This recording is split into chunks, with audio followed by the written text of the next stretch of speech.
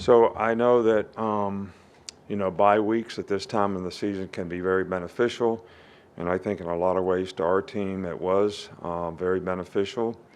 I think we got lots of guys that were banged up a little bit, some rest and limited reps so that they could heal up. And of course, we won't know how well that happens until we see how they respond this week.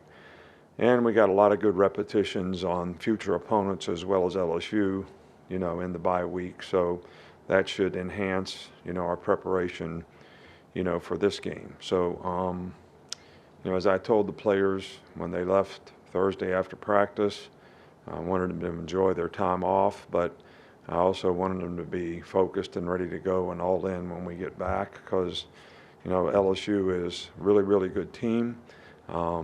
They're probably one of the best teams in the country right now. I know they are the best team in the country on offense.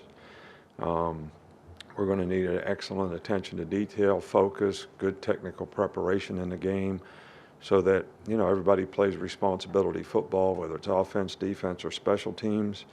I think this has developed into sort of a, rivalry game because they're always ranked, we're always ranked. It's always a big game relative to, what happens in our division. So it's an important game for, both teams.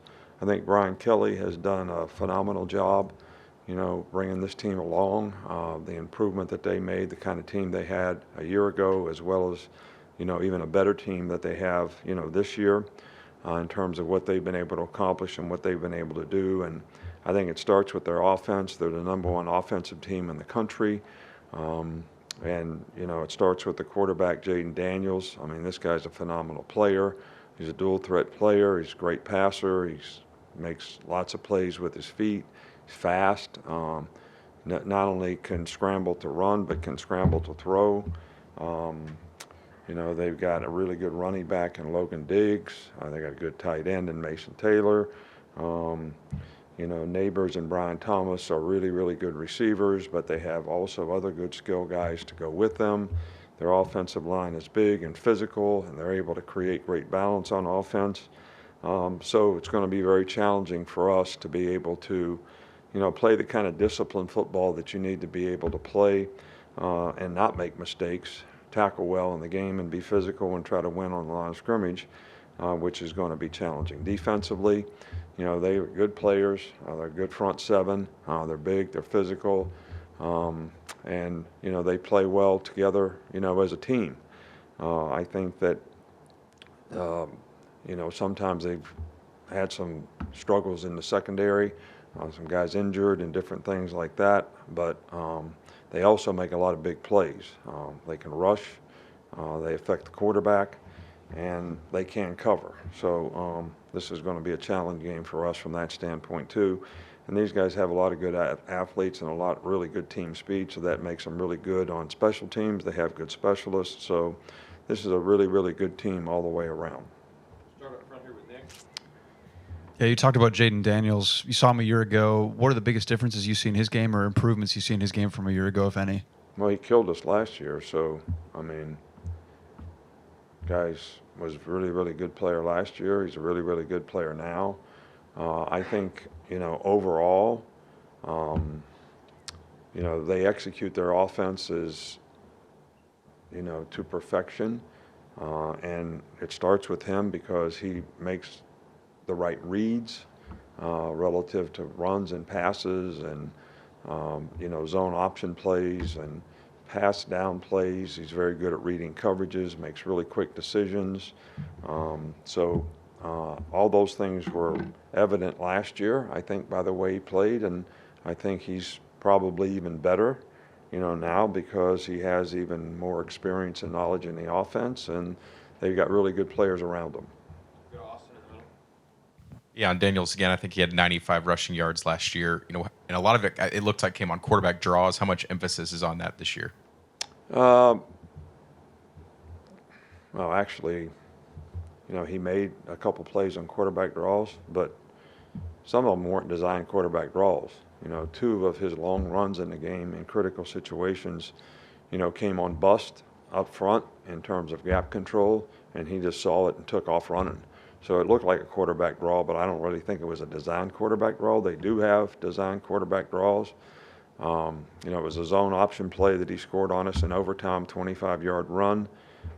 Another mistake that we made in run support and adjusting the motion. So those are the kind of things that you cannot afford to make those kind of mistakes, all right, when you're playing against a quarterback like this who basically, you know, is a great passer, but also have triple option type plays in their running game to get him on the perimeter. And so athletic, you got to have the right guys trying to get him on the ground.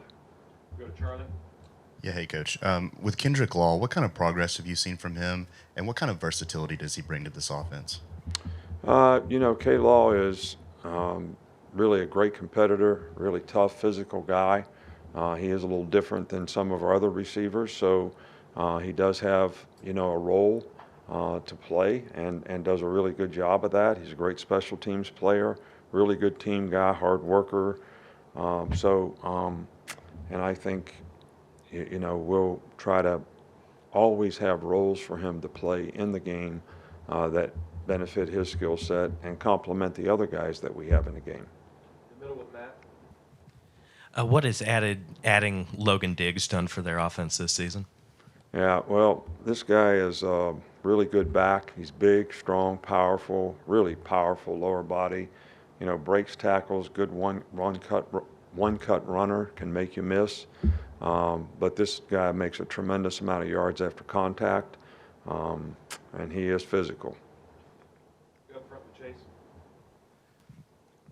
When you go up against a really mobile quarterback like Daniels, you often talk about the importance of pass rushers being disciplined and staying in rush lanes. Is there a difficult balance to draw there between doing that but also making sure guys are playing aggressive? Well, I think we want our guys to play aggressive. You know, I don't think you want guys to get pushed by the pocket. I don't think you want guys to lose contain on the guy. So, you know, there's a fine line between, you know, that.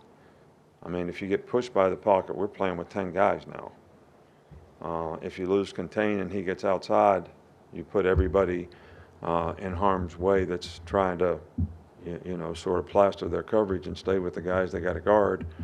Plus, he can take off running.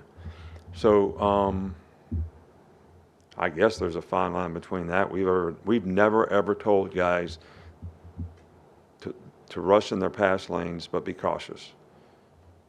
Never ever even thought of that. So we're not coaching that. Go to Ryan. Coach, clearly it's a big game on Saturday, big day on Saturday, but tomorrow's a big day as well, your birthday. Do you want anything for your birthday? What are you doing? Anything different? You're just locked into the game. No, I mean, it's game's the most important thing. That would be an outstanding birthday present if we could play well in this game. And so that's what I'm focused on, and that's what, you know, we're really, you know, trying to do. You know, when your birthday and holidays come up in football season, they're really not holidays and they're really not birthdays. You get older, but you don't really celebrate much. We'll go to Tony on the far left. I've got kind of two. What have you seen from your own coverage unit? And then what are the challenges of facing LSU's deep passing game, and how do you guys think you combat to that? Well, I think there's lots of challenges. You know, you got to read, run, pass, and they got a good play action game. They'll 7-man protect and throw vertical routes. They've probably made more explosive plays running and passing than, you know, any team we played in recent times. So, you know, you got to guard them, you got to keep them cut off, and you got to be disciplined in your eye control so that you have the best opportunity to do that. You know, play zone, play man, play pattern match sometimes, try to mix it up, and, you know, I mean, that's the key to the drill.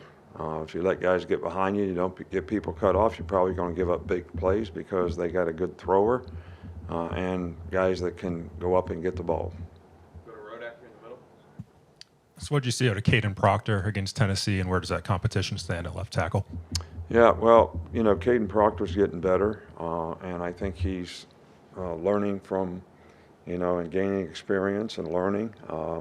What we want him to do is, you know, not worry so much about making a mistake that he's not playing aggressively and that's what we've been working on with him. And, I think he's getting better and he's getting more confident. And I thought he played, fairly well. He had a play or two that I'm sure he'd tell you, and I'd tell you, and his coach would tell you that, we didn't execute exactly correctly. But those plays are getting fewer and fewer, and the good plays are getting greater and greater.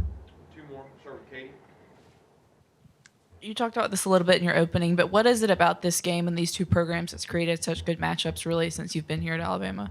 Well, because, they have really good players. They're very competitive. They've always been well coached. And this game has always had significance in the consequence of your season.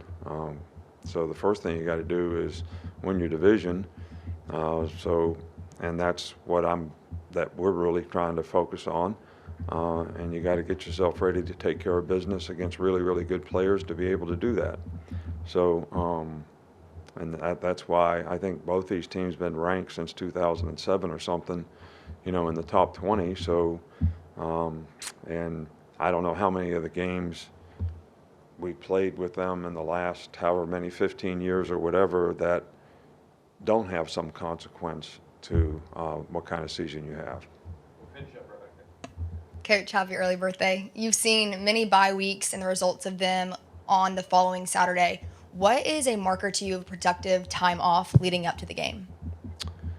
Well, I think that, you want your players, as I alluded to before, to enjoy their time off, but you also want them to be focused and ready to go when they come back.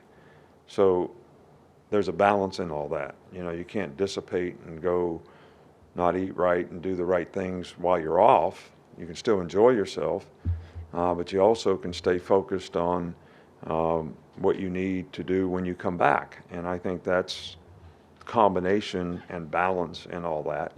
Balance in life is important in about everything that you do. So that kind of balance can create very positive results for you when you come back and you're ready to go. If you didn't think about your job, what your responsibility is, 1 minute for 3 days, you're probably not going to benefit very much from the time you had off. All right. Thanks, Coach. All right, thank you.